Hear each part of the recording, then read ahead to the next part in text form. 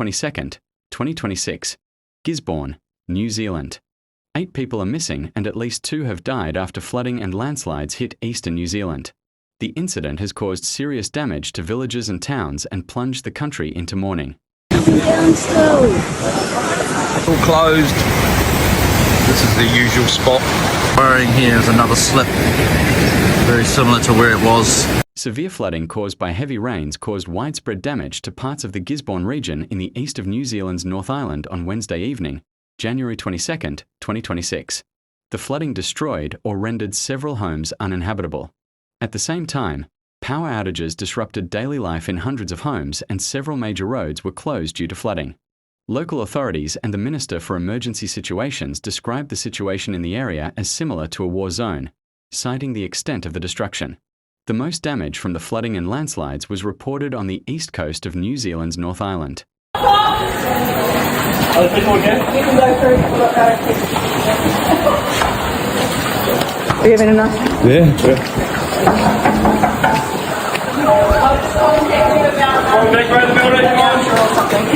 Sounds good. The main areas affected were the Gisborne region, which suffered the most damage and was the main focus of flooding and landslides, as well as the towns of Te Araroa, Wanapoto, Wodekahika, and Hicks Bay on the east coast of the North Island of New Zealand. In these areas, the closure of State Highway 35 left these areas completely isolated.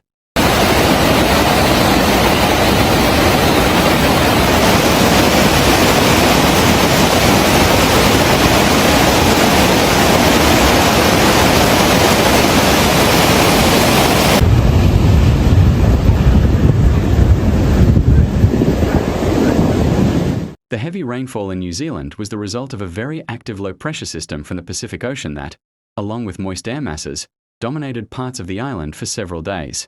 This system caused heavy and continuous rainfall, exceeding the seasonal average. The continuous rain caused the soil to become completely saturated and lose its ability to absorb water. As a result, the rainwater flowed as surface runoff instead of penetrating the ground, and rivers and streams quickly overflowed.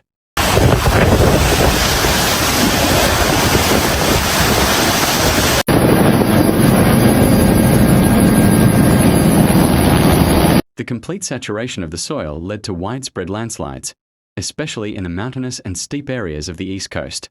Large masses of soil, rocks, and tree trunks were detached from the slopes and flowed towards residential areas and camps.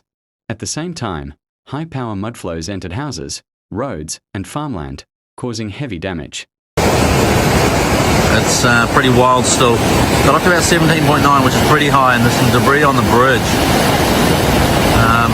But what's also Heavy and persistent rainfall on the east coast of New Zealand's North Island, particularly in the Bay of Plenty region, has triggered widespread landslides in the towns of Papamoa and Mount Maunganui, causing extensive damage to residential areas, with some homes completely destroyed or uninhabitable. Many homes have also been hit by high volumes of water, mud, and fallen trees.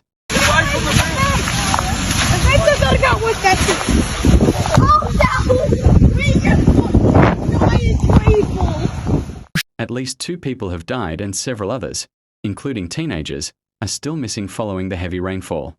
The severity of the crisis has prompted dozens of residents in high-risk areas to be evacuated. Power outages to more than 320 homes in parts of the East Coast have also caused widespread disruption to people's daily lives.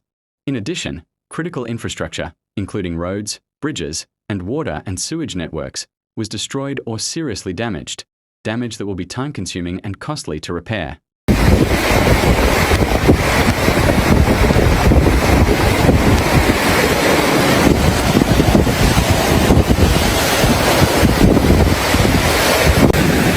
Years ago. It's quite a big slip. After the floods and landslides intensified, a massive rescue operation was launched involving emergency services, police, firefighters, search and rescue teams, and the army. Due to the destruction of roads and the closure of the main SH-35 route, many areas were completely isolated by land and could only be reached by air.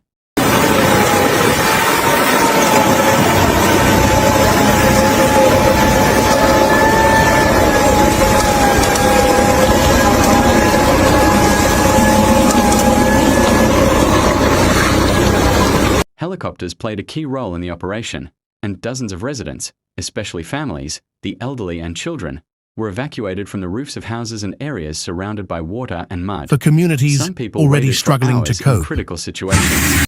Rescue teams searched the missing people at the same time, and despite unstable weather conditions, the risk of secondary thrusts, and rapid water flows, the operation continued uninterrupted. Criterion Bridge is completely flooded. Looks like the road's completely flooded. By the looks down by the college. Emergency accommodation centres were established in safe areas and food, drinking water, blankets, and basic medical services were provided for the evacuation. Local authorities have issued repeated warnings urging residents to avoid returning home early, as there is a possibility that landslides and water levels rise again.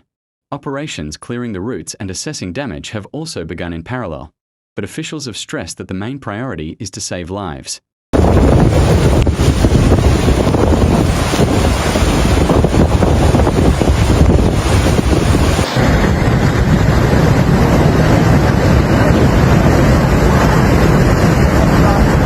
Floods and landslides not only destroyed houses and roads, but also brought the tranquility of an area.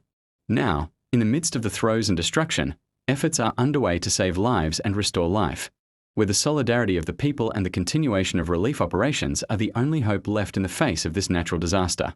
It's all been cleared up relatively, but it'd be very slippery on that clay. Breaking any points. Might be long now and shut us off. Well, it didn't take much time for it to get across the road already, and this is about as bad as it was 3 years ago during the cyclone.